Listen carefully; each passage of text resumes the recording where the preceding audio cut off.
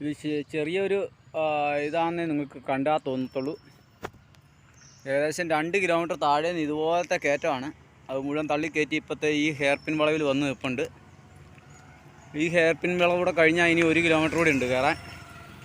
അത് കയറി കഴിഞ്ഞാലേ ഉള്ളൂ നമുക്ക് തെന്മലയിലേക്കുള്ള മെയിൻ റോഡിലെത്താൻ പറ്റത്തുള്ളൂ. അത് കഴിഞ്ഞാൽ പിന്നെ അത്യാവശ്യം കുഴപ്പമില്ലാത്ത രീതിയിലുള്ള റോഡാണ്. ഈ റോഡിലൂടെയാണ് ഇനി നമുക്ക് പോകാനുള്ളത്. അപ്പോഴത്തേ ഇനി ഒരു 1.5 കിലോമീറ്റർ കൂടെ തള്ളിക്കയറ്റാനുണ്ട്. അത്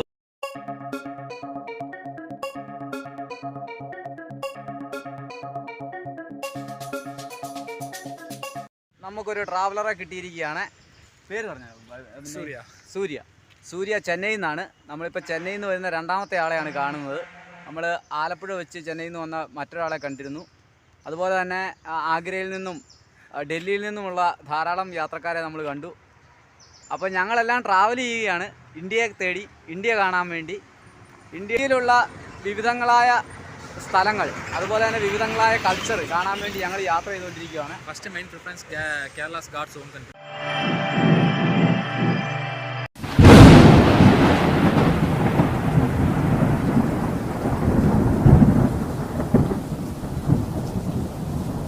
അപ്പോൾ നമ്മൾ തെന്മലയിൽ നിന്നും പുനലൂർക്കുള്ള വഴിയിലാണ്. കയറി വന്നപ്പോൾ ഒരു ചെക്ക് ഡാം കണ്ടു. ആൾക്കാർക്ക് വന്നിരുന്ന് ചില്ല് ചെയ്യാനും പറ്റിയ ഒരു സ്ഥലമാണ്. ഓപ്പൺ ഏരിയയാണ്. ഇവിടെ ഫീസൊന്നും കൊടുക്കണ്ട. ഈ ചെക്ക് ഡാമിൻ്റെ 2 സൈഡും ഗാർഡനൊക്കെ ഉണ്ടാക്കി വെച്ചിട്ടുണ്ട്. അതിൻ്റെ അകത്ത് കയറാൻ പറ്റുമോ അറിയില്ല. കാരണം ഇവിടുന്ന് കാണുമ്പോഴത്തേനും മൊത്തം പുല്ല് പിടിച്ച് ഇവിടെ കിടക്കുന്ന പോലെയാണ് തോന്നുന്നത്. പക്ഷേ അവിടെ ചെല്ലുമ്പോഴായിരിക്കും നമ്മുടെ കാൽമുട്ടോളമുള്ള കാടുകളായിരിക്കും അത്. അപ്പോൾ ഇതാണ് ആ ചെക്ക് ഡാം. ഇറിഗേഷൻ പ്രോജക്റ്റാണ്. ഇവിടെയാണ് ആ റിസർവോയറിൻ്റെ ഒരു സൈഡ് തീരുന്നത്. നമ്മുടെ മലങ്കര ഡാമിൻ്റെ അല്ലെങ്കിൽ തെന്മല ഡാമിൻ്റെ മലങ്കരയല്ല, തെന്മല ഡാമിൻ്റെ ഒരു ഭാഗം തീരുന്നത്, റിസർവോയർ തീരുന്നത് ഈ ചെക്ക് ഡാമിൻ്റെ അടുത്താണ്. അപ്പോൾ ഇവിടുന്ന് ഏകദേശം 8 കിലോമീറ്ററാണ് നമ്മുടെ ഡാമിലേക്കുള്ളത്. ഇന്നലെ ഞാൻ ഡാം കണ്ട് അത് കഴിഞ്ഞ് ഇപ്പോൾ രാവിലെ യാത്ര തിരിച്ചതാണ്. ഇവിടെ 4 ഷട്ടറുകളാണുള്ളത്. അത് ഇറിഗേഷൻ്റെ ഷട്ടറുകളാണ്. താഴോട്ട് വെള്ളം ഒഴുക്കി വിടുകയാണ് ചെയ്യുന്നത്. ഇറിഗേഷൻ എന്നൊക്കെ പേരേ ഉള്ളൂ കേട്ടോ. ഇറിഗേഷൻ്റെ പ്രയോജനമൊന്നുമില്ല. കാരണം തെന്മല ഡാമിൽ നിന്ന് വരുന്ന ഈ ചെളിവെള്ളമാണ് എല്ലാവരും ഉപയോഗിക്കുന്നത്. ചെളിവെള്ളം മാത്രമല്ല, പ്രശ്നം മറ്റൊന്നാണ്. എല്ലാ വീടുകളിലെയും വെള്ളം, അതായത് ബാത്റൂമിലെ ടോയ്ലറ്റ് നീക്കി ശുചിമുറിയിൽ നിന്ന് വരുന്ന, അടുക്കളയിൽ നിന്ന് വരുന്ന വെള്ളം മുഴുവൻ ഈ പ്രദേശങ്ങളിൽ നമ്മൾ മറ്റ് സ്ഥലങ്ങളിലെ പോലെയല്ല, ടാങ്കുകളിൽ ശേഖരിക്കുന്ന ഒരു രീതിയില്ല. അവർ മുഴുവൻ ആ വെള്ളം സൈഡിലുള്ള ഓടയിലേക്കാണ് ഒഴുക്കി വിടുന്നത്. ആ വെള്ളം മുഴുവൻ ഈ ഡാമിൻ്റെ വെള്ളത്തിലേക്കാണ് വന്ന് ചേരുന്നത്. അത് ഞാൻ പലയിടത്തും കണ്ടു. അപ്പോൾ നമുക്കൊരു ഇതായി തോന്നി. കാരണം വേനൽക്കാലമായി കഴിയുമ്പോൾ കൂടുതൽ രോഗങ്ങൾക്കുള്ള കാരണം അതുതന്നെയാകാം. നല്ലൊരു ഭൂപ്രകൃതിയെ നശിപ്പിക്കുന്ന ഒരു രീതിയാണ്.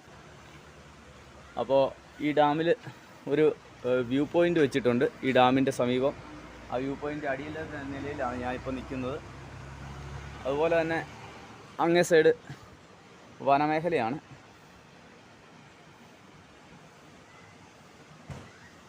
ഇവിടെ ഒരു മരം തളുത്ത് നിൽക്കുന്നത് കാണാം. ഇത്രയും മരങ്ങൾ ഡാർക്കായിട്ട് നിൽക്കുമ്പോൾ അത് മാത്രം ലൈറ്റായിട്ട് നിൽക്കുന്നത് വളരെ രസമുള്ളൊരു കാഴ്ചയാണ്. കൂടുതലും ഇവിടെ പാല, വട്ട തുടങ്ങിയ മരങ്ങളാണ് ഏറ്റവും കൂടുതലായിട്ട് കണ്ടത്. പിന്നെ കുരങ്ങന്മാരുടെ ശല്യം കൊണ്ട് സഹിക്കാൻ വയ്യാതെയാണ് ആളുകൾ ഇവിടെ ജീവിക്കുന്നത്. അക്കരെ കാട്ടിൽ നിന്നും കുരങ്ങുകൾ മുഴുവൻ ഇപ്പോൾ ഇക്കരയുണ്ട്. കാരണം മറ്റൊന്നുമല്ല, വഴി സൈഡിൽ മുഴുവൻ വേസ്റ്റ് ഇട്ടിട്ട് അവർ ആ വേസ്റ്റ് തിന്നാൻ വേണ്ടി വരുന്നതാണ്. ആ വേസ്റ്റ് അവിടുന്ന് നിർമ്മാർജ്ജനം ചെയ്താൽ ഈ ഒരു പരിധി വരെ കുരങ്ങ് ശല്യം ഒഴിവാക്കാമെന്നാണ് എനിക്ക് തോന്നുന്നത്. കാരണം വയനാട്ടിൽ പണ്ട് ആളുകൾ കുരങ്ങിന് തീറ്റ കൊടുത്തുകൊണ്ടിരുന്ന സമയത്ത് ഇഷ്ടം പോലെ കുരങ്ങുകൾ ആ ഭാഗത്തുണ്ടായിരുന്നു. അതിനുശേഷം കോവിഡ് കാലമായപ്പോൾ ആരും യാത്ര ചെയ്യാതായി. അതൊരു അവിടെ തീറ്റ കിട്ടാതായപ്പോൾ ആ ഒരൊറ്റ കുരങ്ങും അവിടെ ഇപ്പോൾ ഇല്ല എന്നുള്ളതാണ് നാട്ടുകാർ പറയുന്നത്. അപ്പോൾ അതുപോലെ ഈ വേസ്റ്റ് നിർമ്മാർജ്ജനം ക്ലിയറായിട്ട് വന്നു കഴിഞ്ഞാൽ ഒരുമാതിരിപ്പെട്ട ഈ കുരങ്ങുകളൊക്കെ ഇറങ്ങുന്നത് അങ്ങനത്തെ ശല്യങ്ങളിൽ നിന്ന് ഈ നാട്ടുകാർക്കൊക്കെ ഒരു മോചനം ഉണ്ടാവും. ഇതാണ് ഡാമിൻ്റെ ഒരു ഭാഗം. നല്ല രസമുള്ള ഒരു പ്രദേശമാണ്. ആളുകൾക്ക് വന്ന് വൈബടിച്ചിരിക്കാൻ പറ്റുന്ന സ്ഥലമാണ്. പക്ഷേ ഇങ്ങോട്ട് ഈ ഇത് കണ്ടോ, ഇവിടെ എല്ലാം ആവപ്പാടെ വൃത്തികേടായി കിടക്കുന്നതുകൊണ്ട് അങ്ങനെ മനുഷ്യരൊന്നും കൂടുതൽ വരുന്നില്ല.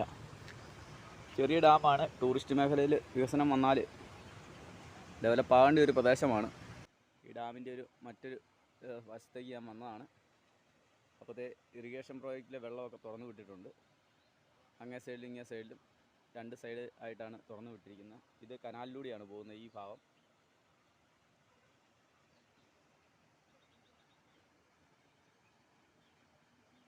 അങ്ങകലെ വലിയൊരു മല കാണാം. അത് തമിഴ്നാടിൻ്റെ ഭാഗമാണ്. വലിയ മലകളൊക്കെ അപ്പുറത്തും ചെറിയ മലകളൊക്കെ നമുക്കുമാണ്. പശ്ചിമഘട്ട മലനിരകൾ കേരളത്തിലൂടെ കടന്നു പോകുന്ന ഭാഗമാണിത്. അത് തീരുന്നത് നമ്മുടെ കോട്ടയം ജില്ലയുടെ സൈഡിൽ കൂടിയാണ് പോകുന്നത്. ഈരാറ്റുപേട്ട ഭാഗം കൂടിയാണ് തീരുന്നത്.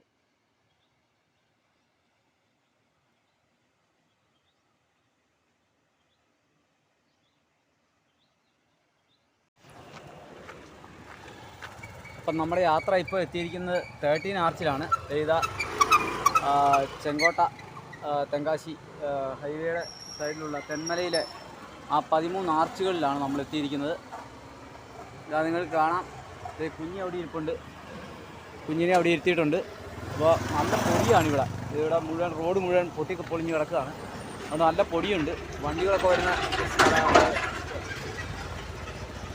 നാഷണൽ പെർമിറ്റ് ലോറികളൊക്കെയാണ് കൂടുതലും കയറി വരുന്നത്. അതുകൊണ്ട് നമ്മൾ സൂക്ഷിച്ച് നിന്നില്ല, നമുക്കിട്ട് പണി കിട്ടും. അപ്പോഴത്തെ ഇതാണ് റോഡ്. റോഡിൻ്റെ മുകളിലൂടെ ഇതാ പോകുന്ന റെയിൽവേ ലൈൻ നിങ്ങൾക്ക് കാണാം. അപ്പോൾ ഇതുവഴി മുകളിലോട്ടൊന്ന് പോകാമെന്ന് വെച്ച് ഈ നടവഴി മുകളിലോട്ട് പോകാം. അതുപോലെ തന്നെ നമുക്ക് ഇങ്ങോട്ട് മുമ്പോട്ട് നടക്കുകയും ചെയ്യാം. കല്ലടിച്ച കാലിൻ്റെ കണ്ണ കാണിയല്ല. അപ്പോൾ ഇതാണ് ആ 13 ആർച്ച്.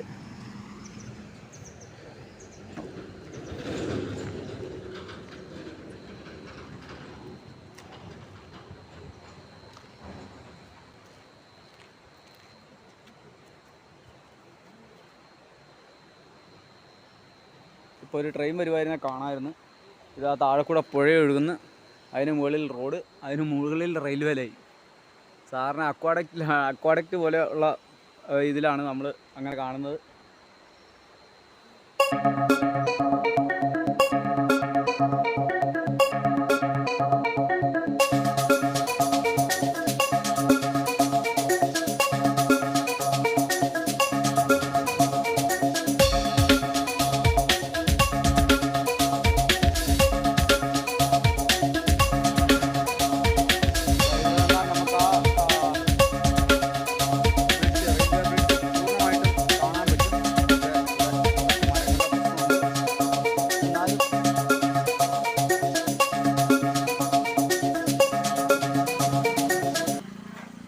ഇതാണ് ആ റെയിൽവേ ബ്രിഡ്ജ്.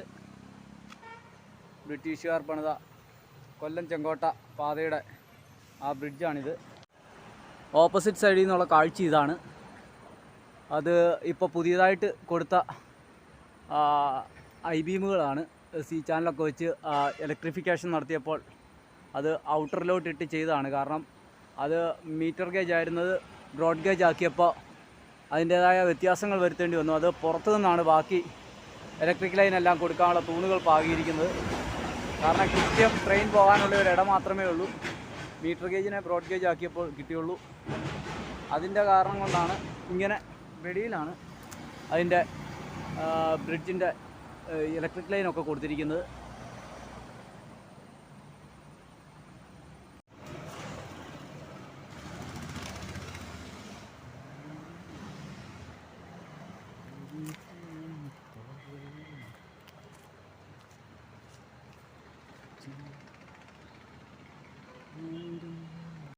അപ്പോൾ ബ്രിഡ്ജിൻ്റെ മുകളിലോട്ട് പോവാം. ഇതാ മുകളിൽ നിന്ന് വരുന്ന വെള്ളമൊക്കെ ഒഴുകി പോകാനുള്ള ഒരു കലിങ്കൊക്കെ പണിതിട്ടിട്ടുണ്ട്. നമ്മൾ മുകളിലോട്ട് പോവുകയാണ്. മേളിൽ ചെന്നിട്ട് നമുക്ക് ബാക്കി കാഴ്ചകൾ കാണാം.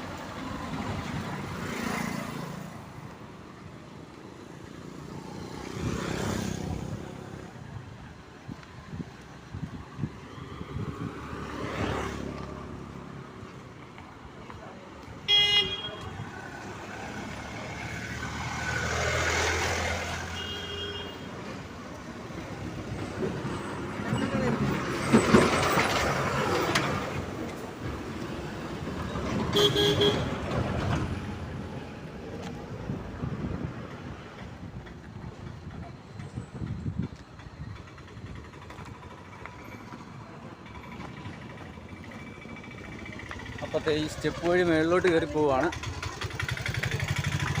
നമുക്കൊരു ഫോട്ടോ എടുക്കുക എന്നുള്ളതാണ് നമ്മുടെ ഉദ്ദേശം.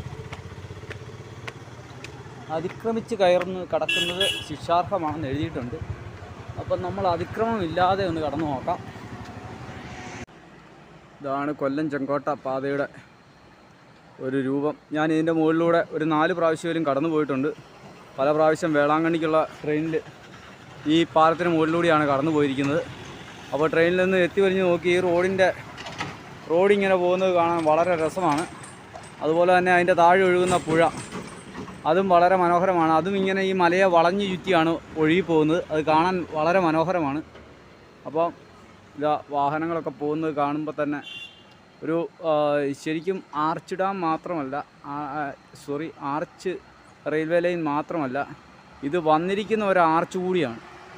അതായത് പുഴ ഒരു വളവായിട്ടാണ് പോകുന്നത്.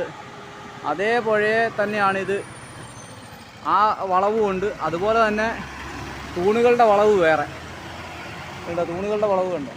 ഈ 2 വളവും കൂടി ചേർന്നാണ് ഈ ഒരു പാലം നിർമ്മിച്ചിരിക്കുന്നത്. ഇതിൻ്റെ ടെക്നോളജി ഭയങ്കരം തന്നെ. കരിങ്കല്ലിൽ തീർത്ത തൂണുകളാണ് മൊത്തം. ലോക്ക് സിസ്റ്റത്തിലാണ് ഇത് ചെയ്തിരിക്കുന്നത്.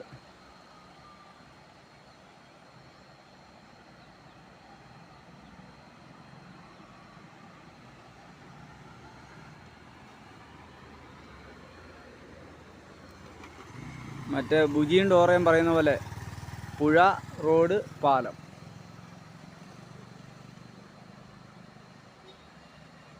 അപ്പോൾ കുഞ്ഞിയെ ഇങ്ങോട്ട് കൊണ്ടുവന്നില്ല. ഇവിടെ വേലി വെച്ചിരിക്കുന്നതുകൊണ്ട് നമ്മൾ മുകളിലോട്ടൊന്നും കയറുന്നില്ല. ഇതാ ഇവിടുന്നാണ് തുടങ്ങുന്നത്, ഇതിൻ്റെ ഏരിയ തുടങ്ങുന്നത്.